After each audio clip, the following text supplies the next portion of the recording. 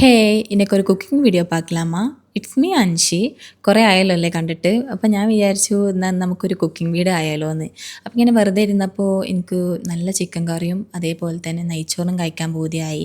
അപ്പോൾ പിന്നെ നമ്മളങ്ങോട്ട് കളത്തിലിറങ്ങാമെന്ന് വിചാരിച്ചിട്ട് വേഗം കട്ടിംഗ് ഒക്കെ കഴിഞ്ഞിരുന്നു കേട്ടോ.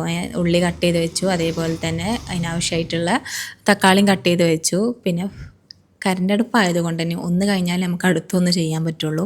അപ്പോൾ ഞാൻ ആദ്യം കറി ഉണ്ടാക്കാമെന്ന് വിചാരിച്ച് ഉള്ളിയും തക്കാളിയും വഴറ്റി കുറച്ച് നേരം ഒന്ന് ഉപ്പൊക്കെ ഇട്ടിട്ട് വഴറ്റി മൂടി വെച്ച് പിന്നെ അതിനാവശ്യമില്ല മസാല ആയിട്ട് ഇപ്പോൾ കുരുമുളക് പൊടി, മുളക് പൊടി, മഞ്ഞൾപ്പൊടി, ഗരം മസാല, ചിക്കൻ മസാല ഒക്കെ ഇട്ട് കൊടുത്ത് ഒരു ഇളക്കി പിന്നെ ചിക്കൻ ഇട്ട് കൊടുത്തിട്ട് നല്ലോണം മിക്സ് ചെയ്തിട്ട് എന്നിട്ട് ക്ലോസ് ചെയ്ത് വെച്ചു.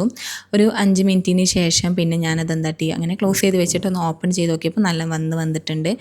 മറ്റേ മല്ലിച്ചപ്പൊക്കെ ഇടണം എന്നുണ്ടായിരുന്നു. പിന്നെ പ്രോഡക്റ്റ് സാധനം വീട്ടിലില്ലാത്തതുകൊണ്ട് നമ്മൾ പിന്നെ ഉള്ളത് കൊണ്ട് ഓണം പോലെ എന്ന് വിചാരിച്ചിട്ട് അതിൻ്റെ ഉണ്ടാക്കി. എനിക്ക് കഴിക്കാനല്ല, അതൊക്കെ ധാരാളം. പിന്നെ നെയ്ച്ചോറായിരുന്നു. പക്ഷേ ഇതിലൊരു സീൻ ഉണ്ടെന്ന് വെച്ച് കഴിഞ്ഞാൽ എൻ്റെ നെയ്ച്ചോറ് കൊളായി ഗൈസ്. എന്ത് കാട്ടാനാ.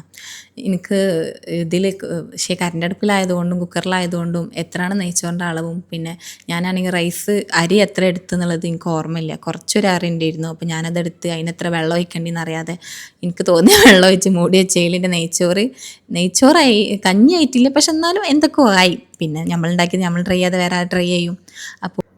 അപ്പോൾ നെക്സ്റ്റ് ടൈമിൽ ബെറ്റർ ആയിട്ട് ഉണ്ടാക്കാമെന്ന് വിചാരിച്ചു. അപ്പോൾ ഇന്നത്തെ വീഡിയോ അത്രയേ ഉള്ളൂ. നാളേക്ക് പാക്കലാം. ബൈ.